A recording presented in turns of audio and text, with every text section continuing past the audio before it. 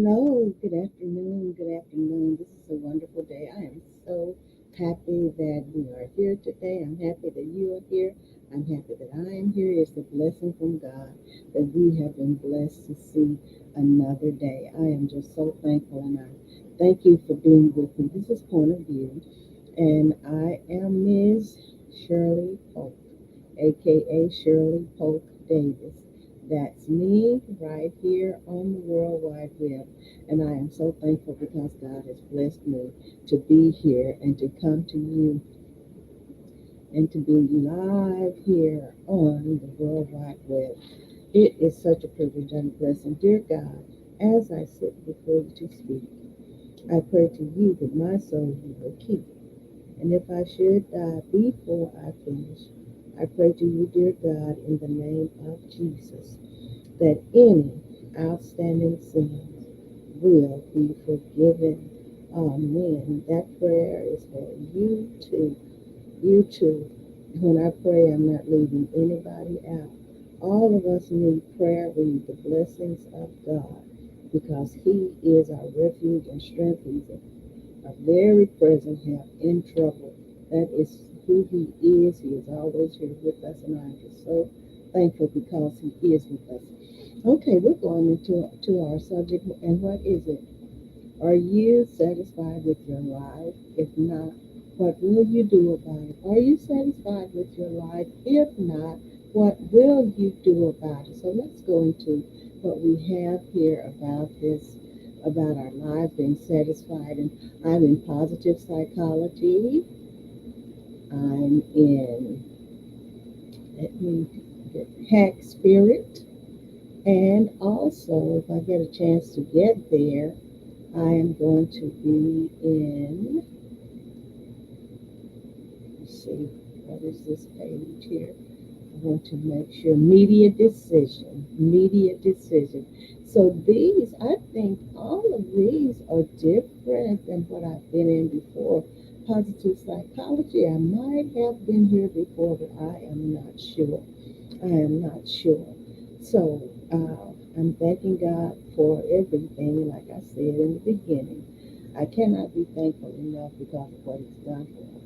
Life satisfaction theory and four contributing factors. And then they have a scale on here, which can be a test for you if you would like to go to this page. It's positivepsychology.com, POSITIVEPSYCHOLOGY.com. You can go there and take this life satisfaction test. And then in one of the other pages that I was on and scanning the information on, it also has this test on there too. So evidently this is a standard test, and it's a very good test because more than one site has that test on it. But I'm going to tell you today about 11 signs you're genuinely happy with yourself and where your life is at. The next one is going to be from Media Decision. It's Life Coach Reveals 8 Ways to Improve Life Satisfaction. Then the next one is going to be, what do I have that? The next one, let me see, I have three of them. Okay, Life Coach 8 Ways to Reveal. And I have 11 signs you're genuinely happy.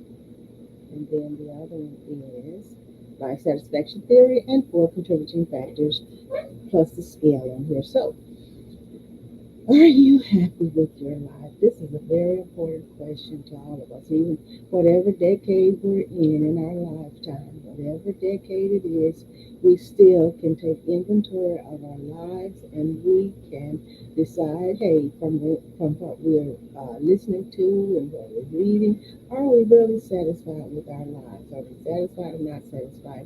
And then some ways we can improve our lives. And even if we are satisfied, there's sometimes some things that we can improve it with that we didn't know that we could. Okay, so positive psychology, life satisfaction theory, and four contributing factors plus the scale is on here. If you're a bit confused about the many terms being thrown around, Related to happiness, well-being, and life satisfaction, you're not alone. You are not alone. And this is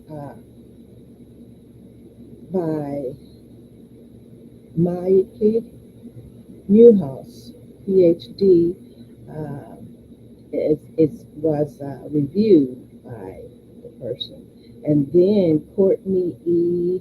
Ackerman, MA, is the contributing author of this. Okay, so if you're a bit confused, and let me tell you, I have some renovations to be done, so you probably see sheetrock over here, and then you see my desk over here. So that's what you're looking at if you see that. All right. If you're a bit confused about the many, many terms being thrown around related to happiness, well-being, and self-satisfaction, you are not alone. There are so many ways to talk about this topic in positive psychology that it's easy to get bogged down in ambiguity, okay? For laymen and those not involved in positive psychology research, the terms may seem interchangeable. However, there is a difference between the three terms and the constructs they represent. Okay? So if you're interested in finding out exactly how they differ and why life satisfaction is such an important topic in positive psychology, you've come to the right place right here. It's like positivepsychology.com to this article, and I believe you're going to like this article. So we're going to read on and we're going to learn more about this article. So before you continue, the author here is saying we thought you might like to download. There are three happiness and subjective well-being exercises for free, so you can go to positivepsychology.com and you can download these for yourself.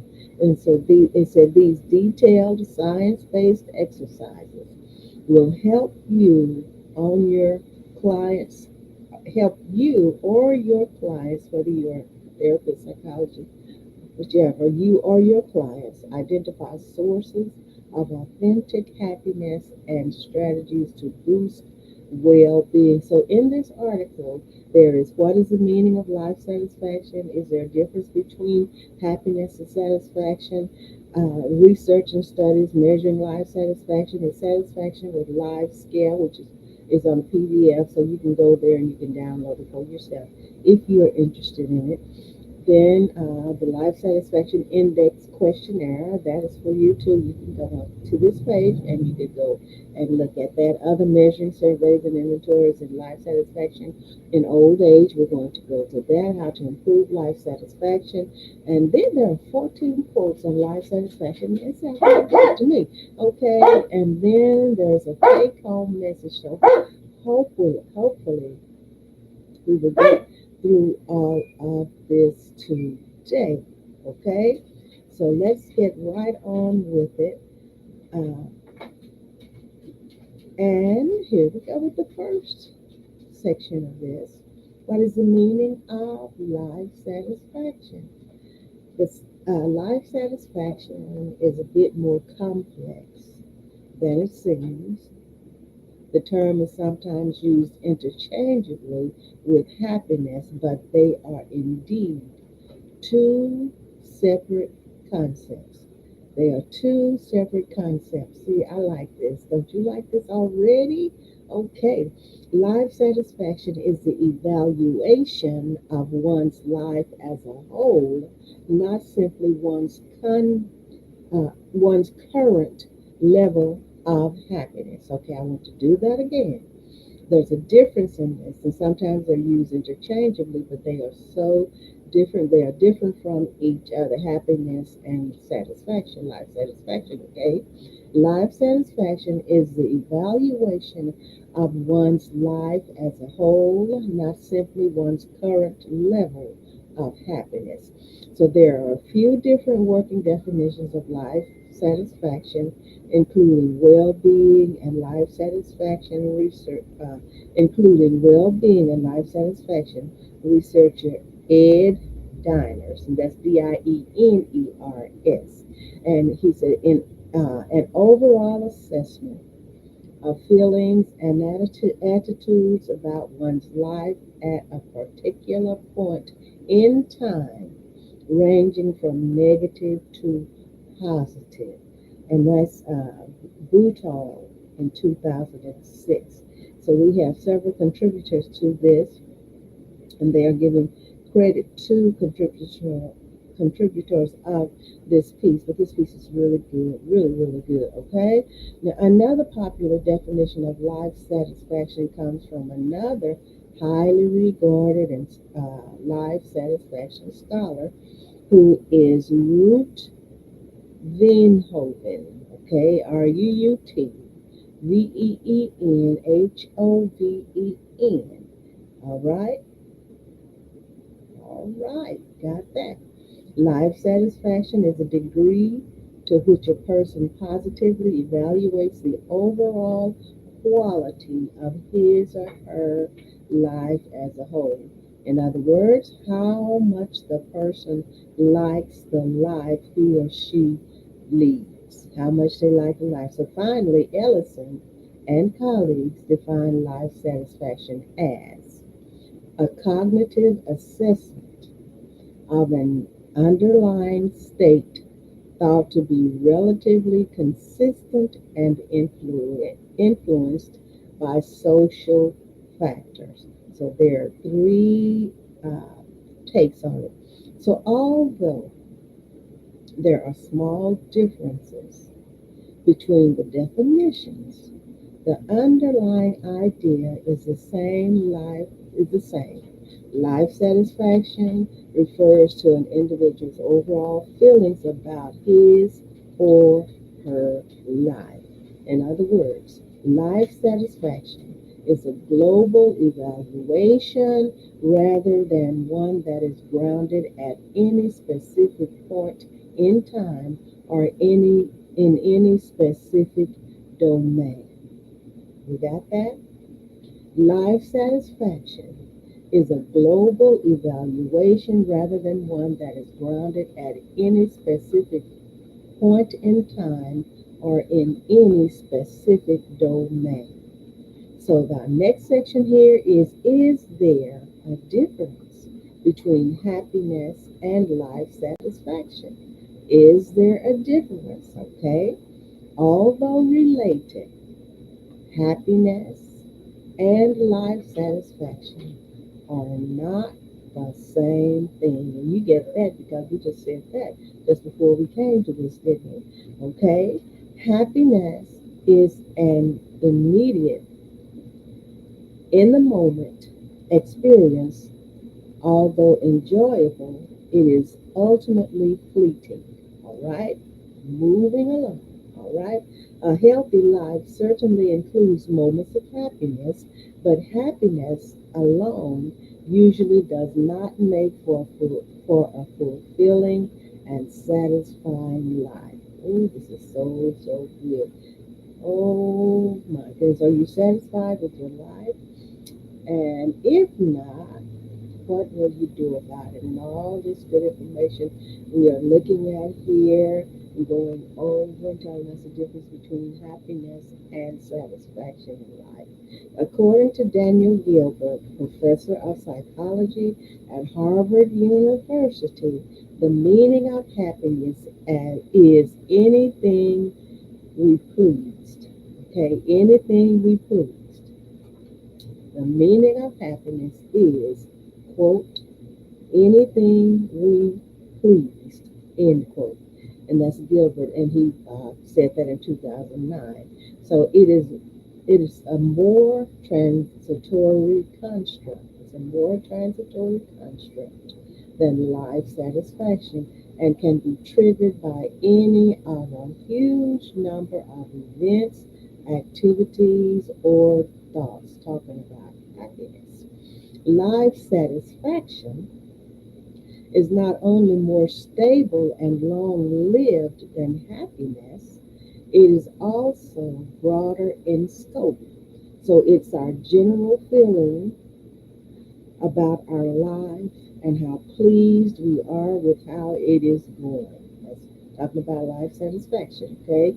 There are many factors that contribute to life satisfaction from a number of domains, including work, romantic relationships, relationships with family and friends, personal development, health and wellness, and others. So there's a lot to take in here talking about our self satisfaction or our life satisfaction, okay? Another difference between happiness and life satisfaction is that the latter is not based on criterion that researchers deem to be important, okay? But it's based on your own cognitive judgments of the factors that you consider to be most valuable. It's what you consider to be most valuable in your life. And so, yes, there is a difference between happiness and life satisfaction. All right? So, this is also the main difference between well being and life satisfaction. There are many scales that produce great measures of a person's well being, but well being is generally more strictly defined and based on specific variables. One of the most popular theories of well being is the PERMA model, PERMA, PERMA model, the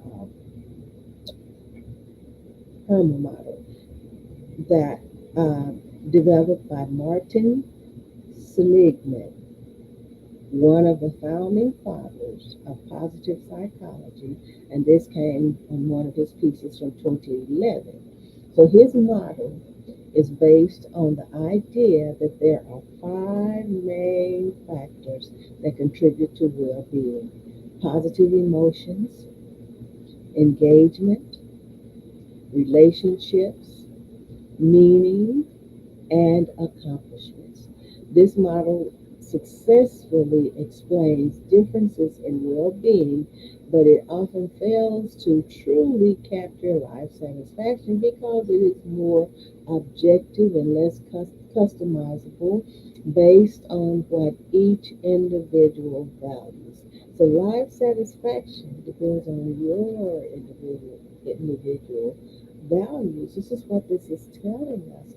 So there is a difference. And they say happiness can come, it's fleeting. It can come like in a jiffy. You can be just happy and jolly about something. Soon, it's not that the happiness goes away, but that particular moment goes away. The satisfaction is lasting, more lasting than that. Okay? And it's not fleeting. Life satisfaction measures are generally subjective or based on the variables that an individual finds personally important in their own life, in your life, in my life, okay? Your life satisfaction will not be determined based on a factor that you don't actually find personally meaningful. I like this. This is so good. Thank you so much for being here with me today. I'm just trying to do my monitoring here. I don't know when I'll be able to. But those of you who are with me, I really appreciate you. And you know I will get back with you. And I go all the way up today. You may also hear another term talked about with life satisfaction and happiness. That's quality of life. Quality of life is another measure of satisfaction or well being, but it is associated with living conditions like the amount and quality of food, the state of one's health, and the quality of one's shelter. And Weenhoven came up with this and made it public himself in 1996. This is his take on what it is and through the studies and everything. This is so good, okay?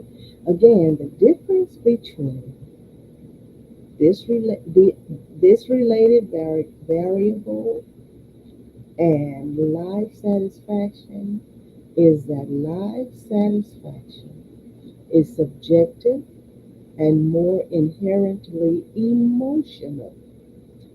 Someone who is homeless or terminally ill may well have a higher life satisfaction than a wealthy person in good health because they may place importance on a very different set of variables than those involved in quality of life. It's a difference, it's an individual thing. This is so good. My goodness.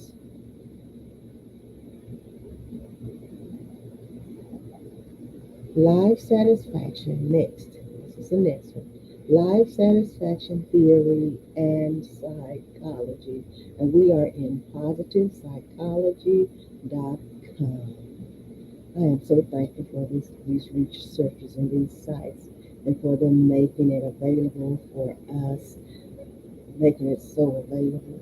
So there are two main types of theories about life satisfaction. Two main types of theory about life satisfaction. So, are you satisfied with your life? If not, what will you do about it? This is what this is for. This is for me, it's for you, it's for each and every one of us. And I am just so thankful that this subject was put in my mind by God. Thank you, Lord. Now, there are two main types of theories about life satisfaction. Number one, bottom up theory. Bottom up theory. Life satisfaction as a result of satisfaction in the many domains of life. And look here, we have a top down theory. The top down theories, life satisfaction as an influencer of domain specific satisfaction. And this is by Hetty, Veenhoven, and Waring in 1991. So they came up with this. Okay? Bottom up theories hold that we experience satisfaction in many domains of life, like work, like relationships, like family and friends, and personal development and health, and fitness. So our satisfaction with our lives in these areas combines to create our overall life satisfaction. All of these things, okay? These domains of life, like work, like relationships, family and friends, personal development, and health and fitness. Oh, yes. Talking about life satisfaction. This is so good to me. I'm enjoying this myself. On the other hand, top down theories state that our overall life satisfaction influences or even determines our life satisfaction in the many different domains. So this debate is ongoing, but for most people, it is enough to know that overall life satisfaction and satisfaction in the multiple domains of life are closely related. Didn't have a clue that we were going to really be digging into this, but it never fails because I do consult God for these topics, and He has not failed me. And I am so thankful because He has all of us in mind to help us to know more and improve our lives. Okay? The theories and discussions that are drawing more interest are those about how the mechanism of evaluating one's life works. How do we decide that we are satisfied with our lives? How do we decide that? How do we determine that we are not? Wow. So we're going in here and we're going to talk about these researchers. Researcher Jussie Suikenin's, or it could be Suikenin's, okay, theory of life. And Jussie, please forgive me if I'm not properly pronouncing your name, and anyone else, please forgive me, okay? Researcher Jussie Suikenin's theory of life satisfaction is an intriguing one. A person is satisfied with her life when A more informed and rational hypothetical version of her would judge that her life fulfills her ideal life plan. And this was in 2011. So this theory avoids one of the main issues that plagues the simpler version of this theory, that a person is happy when she judges that her life fulfills her ideal life plan. The reason this simpler version of the theory fails to truly capture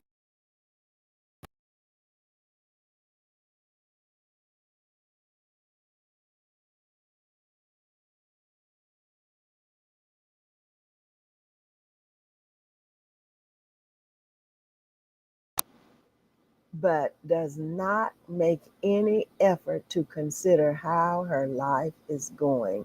And this is Suikinen in 2011. So there's certainly nothing wrong with being spontaneously happy, but it takes more than just feeling momentarily happy to have life satisfaction. Don't you like this? Don't you like this? I do. Okay, now we're going to get into the research and the studies. Thank you for being here. Okay, did I turn the camera off or did it go off by itself? It might have gone off by itself. Yes, it did. So I won't worry about it. As long as you can hear me, I am here. Okay, I am here.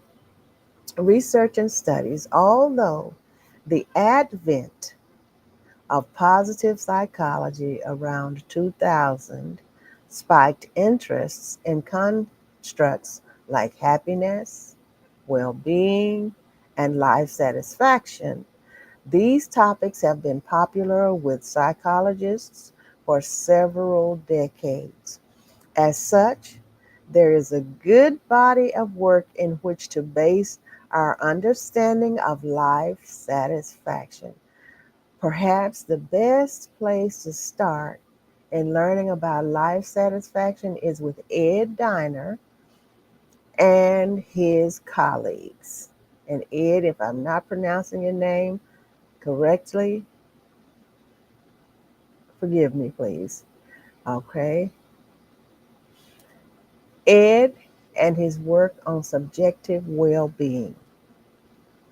The name Ed Diner is nearly synonymous with well being and life satisfaction.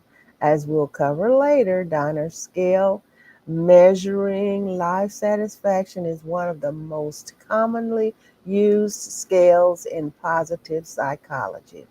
Since the 1980s, his work has been leading the way on research into these topics. He even coined the term subjective well being. How about that?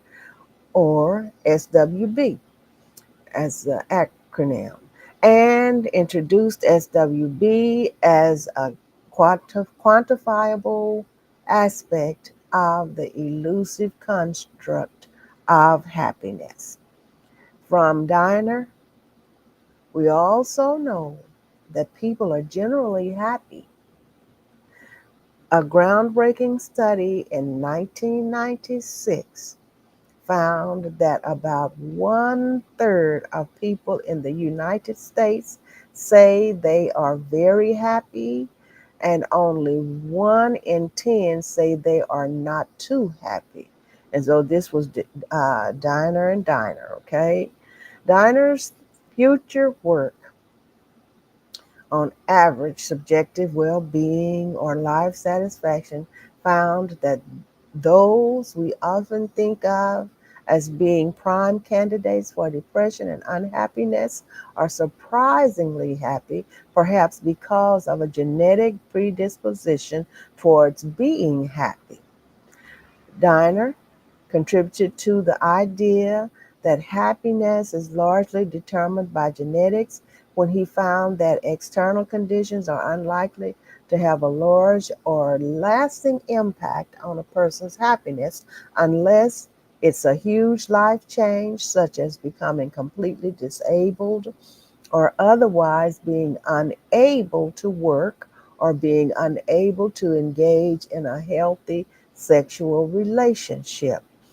So, based on his extensive work in this area, he has identified four ingredients for a happy life. Four ingredients for a happy life. Number one, psychological wealth is more than money, it is also your attitude, goals, and engagement at work. Two, happiness not only feels good, it is also beneficial to relationships, work, and health. Three, it is helpful to set realistic expectations about happiness. No one is completely happy all the time.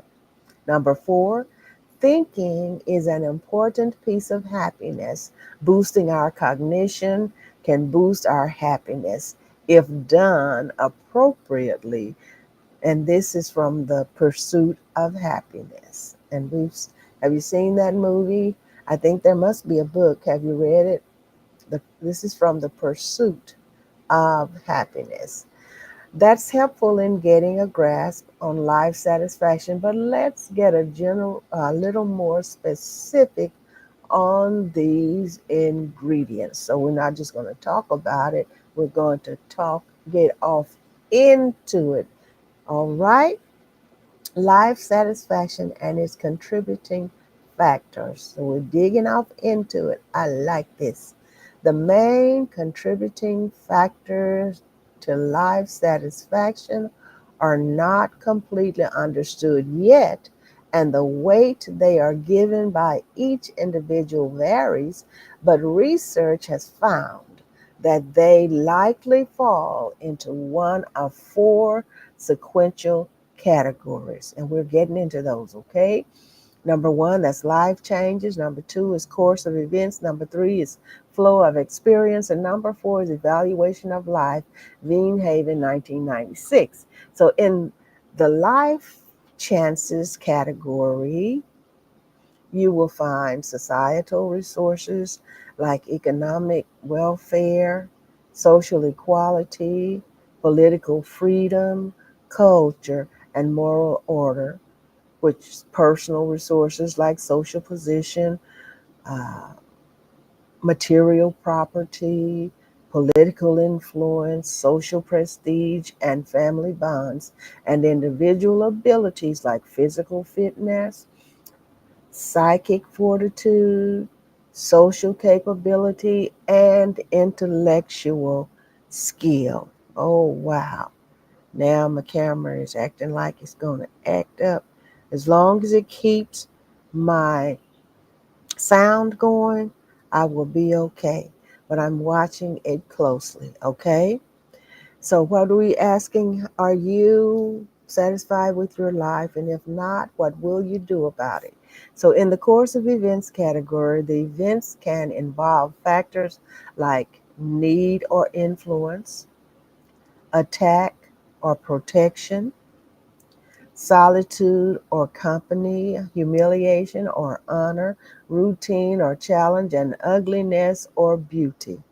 So these are the things that can confront us as we go through our daily life, causing us to lean more in one direction or the other.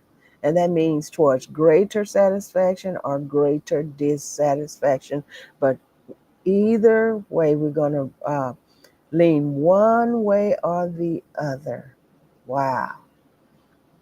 The flow of experience category includes experiences like yearning or satiation, anxiety or safety, loneliness or love, rejection or respect, dullness or excitement, and repulsion or rapture.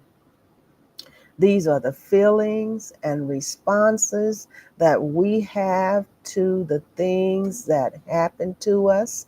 They are determined by both our personal and societal resources, our individual abilities, and the course of events. Finally, the evaluation of life is an appraisal of the average effect of all of these interactions. It involves comparing our own life with our idea of the good life and how the good and the bad in our life balances out. Wow, amazing. It's amazing. This research is awesome. Oh, yes. Next, right here, we're going to talk about looking at life's satisfaction by country. We're in the research, okay? Studies on the variance of life satisfaction between nations have shown that living conditions exert a strong influence over average life satisfaction. Okay? So now that was a period right there, okay? That is, economically prosperous countries tend to have a higher average life satisfaction than poorer nations. On a similar note, countries with better job prospects are generally higher in life satisfaction than countries where employment is high. And so there are three that collaborated on this in 2017. So that's Halliwell, Layard, and Sachs in 2017. So the correlation between income and life satisfaction is higher in poorer countries compared to more affluent countries, and life satisfaction tends to be higher in egalitarian countries, egalitarian okay? Egalitarian. So let me go here and we're going to go and get this definition for this. Are we? Yes, we are. The egalitarian is a philosophical perspective that emphasizes equality and equal treatment across gender, religion, economic status, and political beliefs. It is the belief in human equality, especially political, social, and economic equality. Egalitarianism has been a driving principle of many modern social movements, including Enlightenment, feminism, civil rights efforts, and the establishment of intentional or international human rights. International human rights. So that's what this word means, egalitarian. All right, got that. All right. So let me get back to where it is.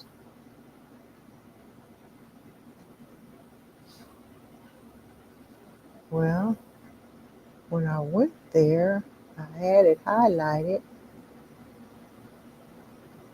All right, let me get back. Oh, I might have. Wow. Subjective well being. Oh, wow, this is good. My. Okay.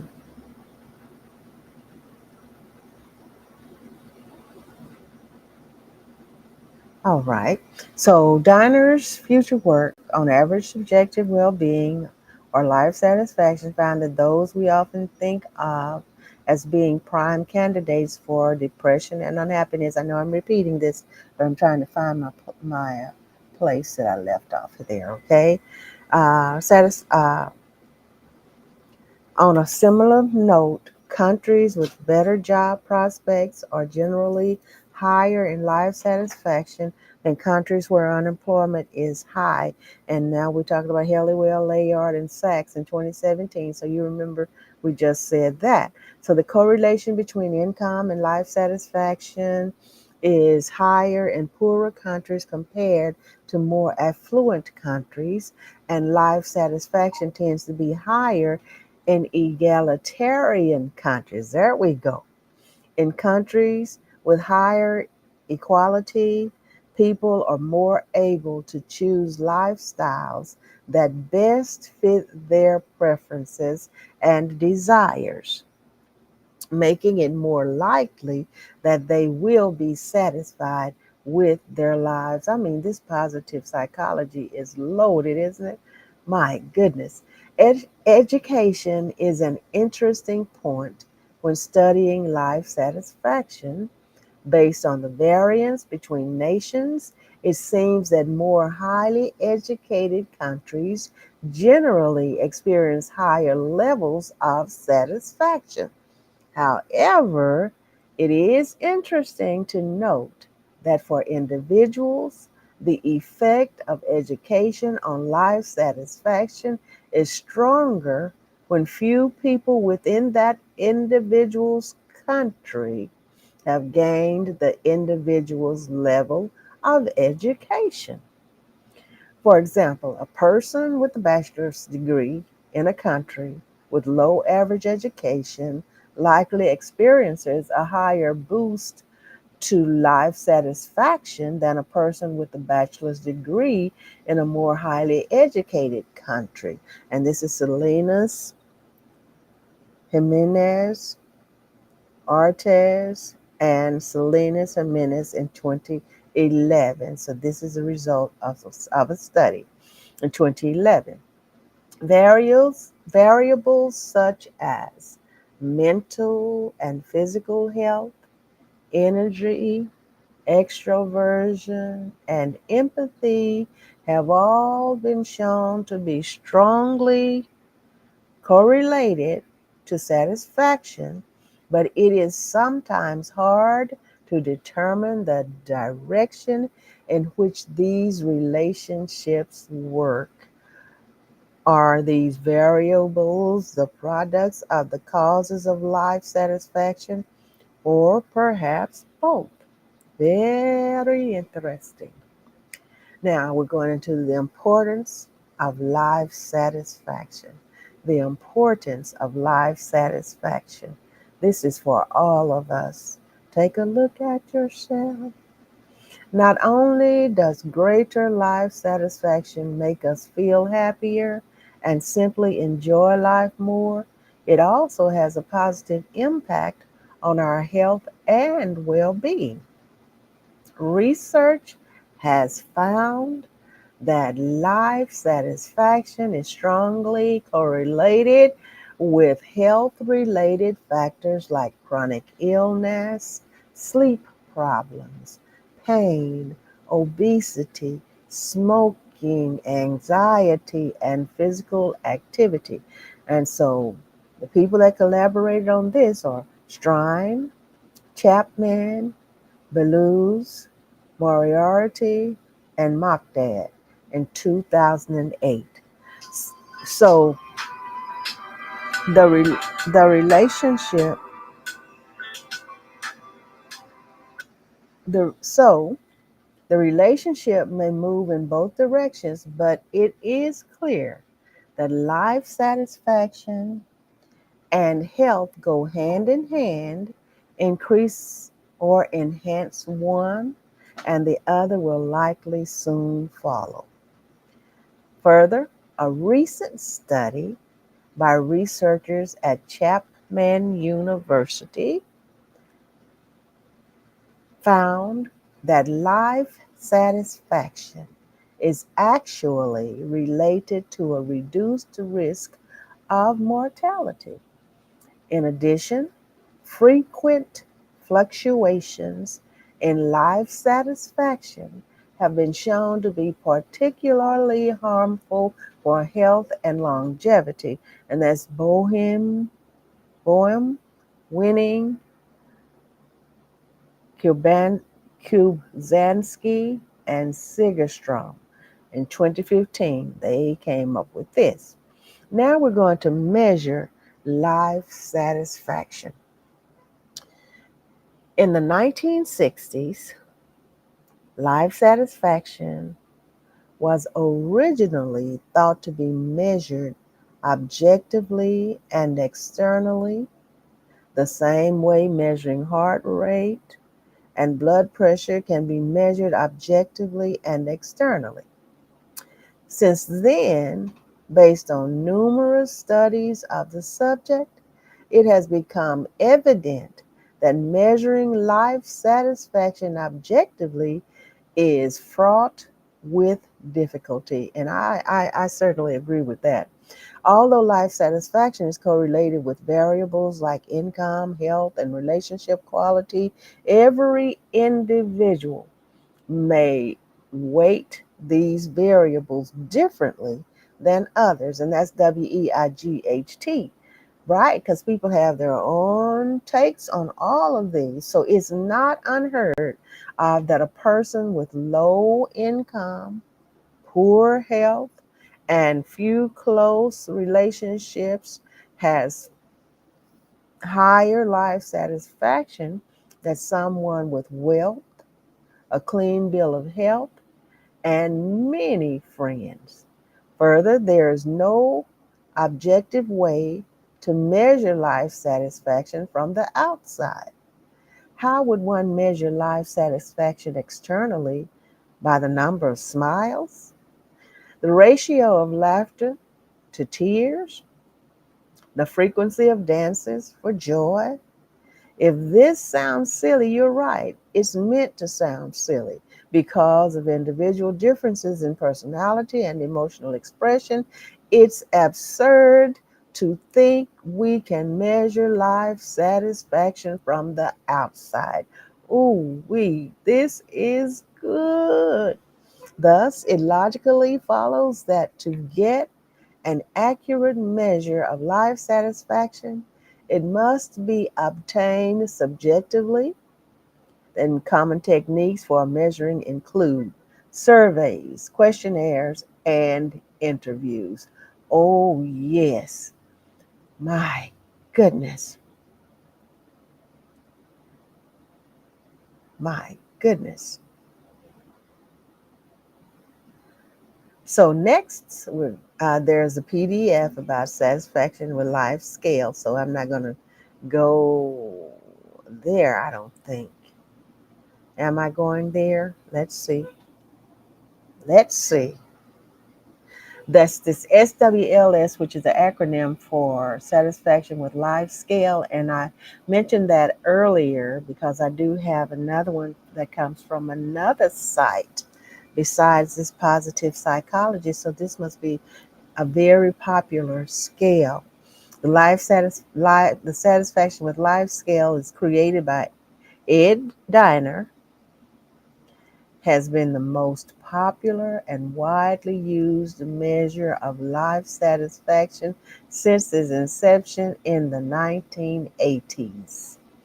If it consists of 5 statements that respondents rate on a scale from 1, strongly disagree, to 7, strongly agree. So this assessment doesn't specify explicit domains in which respondents should rate their satisfaction, such as work or health. Instead, it asks more general questions to produce a subjective evaluation of life as a whole. And this is Diner and Pavot, okay, in 1993. All right. Now I'm going to go, since I've talked about that scale, there's a life satisfaction index questionnaire, and then there are other measuring surveys and inventories. There are other popular methods, okay? Then I'm going to go down because I want to go to the age, talking about the age.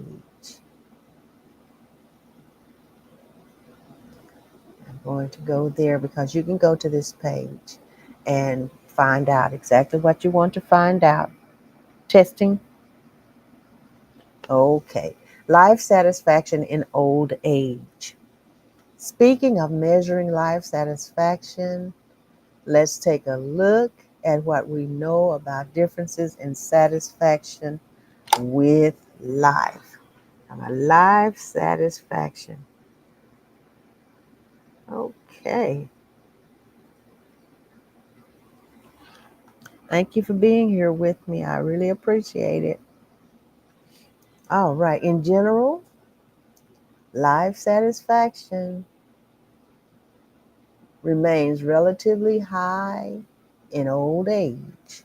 At least it's not all that different from life satisfaction in young age.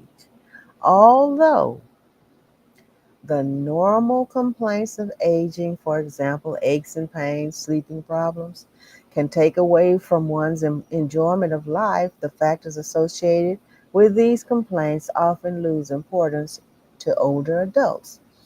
Average life satisfaction may not change much with age, but the contributing factors and how much weight is placed on them certainly does.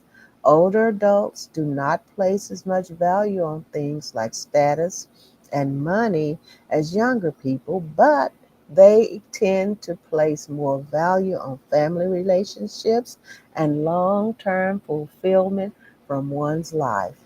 One's overall physical health can be important, be an important predictor of the satisfaction of life satisfaction, but it seems that mental health is likely a much bigger contributor to life satisfaction than physical health in old age. And this is Layden Academy. That's where that information came from. Now we're going to this section that talks about factors affecting life satisfaction among the elderly. You probably won't find this surprising, but one of the most influential factors affecting life satisfaction for elderly people is wisdom, defined as having expert knowledge in the fundamental pragmatics of life, the tendency towards reflection on one's own behavior and that of others, and kindness and empathy instead of egotism. And this is from Ardelt in 1997. So while physical health, socioeconomic status, and social involvement can play a significant role in life satisfaction with elderly people, and for all people, wisdom was found to be almost twice as influential as the other factors. This is especially true for women, as tests show that physical health is much more important for elderly men than it is for elderly women. In Ardell, this is research in 1997. A fascinating study on life satisfaction in older individuals who had already passed explored the impact of a slightly morbid factor, years from death. The researchers found that changes in life satisfaction were better predicted by years from death than age, indicating that the physical and cognitive decline that often take place as individuals near death are more impactful on happiness and well-being than chronological age. And this is from Gershon, Ram, Rock, Lindenberger, and Smith in 2008. That research, okay? So, a more recent study on elderly individuals in China also emphasized the importance of health as a primary determining factor of life satisfaction for older adults. And Nig Te Asadula in 2017 So this is their research. So the total list of important factors included gender, females plus education, place of residence, city versus town, health status, better health, cognitive ability, regular physical examinations, perceived relative economic status, access to social security provisions, commercialized insurances, living arrangements with family members, number of social services available in the community. Interestingly, this study found that self rated help had more of an impact on life satisfaction than objective measures of health. And that's NIG, and this is NG in 2017. So this fits with what we know about life satisfaction, though a lot of it comes down to your attitude. Now, how to improve life satisfaction. Here we go. Now remember, what is the question? Are you satisfied with your life? If not, what will you do to improve it? So, how to improve life satisfaction? So, you can improve your life satisfaction as we've suggested throughout this piece. Yes. If you are not as satisfied with your life as you would be, there are things you can do to change this. As we've seen, there are many factors associated with life satisfaction. Work on improving or enhancing these factors, and you will find that your life satisfaction improves at the same time. These factors include relationships with loved ones, fulfillment from work, satisfaction with your physical health, happiness with your romantic life, and contentment with your sense of spirituality and religion. Dr. Leslie Becker Phelps offers 5 questions to help guide you on boosting your life satisfaction. These questions are grounded in research and sure to at least give you something to think about. Now we have 2 minutes. Number one, do you try new experiences? Trying new things and breaking out of your old routine is a great way to improve your satisfaction with life. Number two, do you try your hardest in everything you do? Committing yourself to whatever you do 100% or as close as you can get will give you a sense of fulfillment and satisfaction that mindless work and passive pleasures simply cannot deliver. Number three, do you enjoy spending time with other people?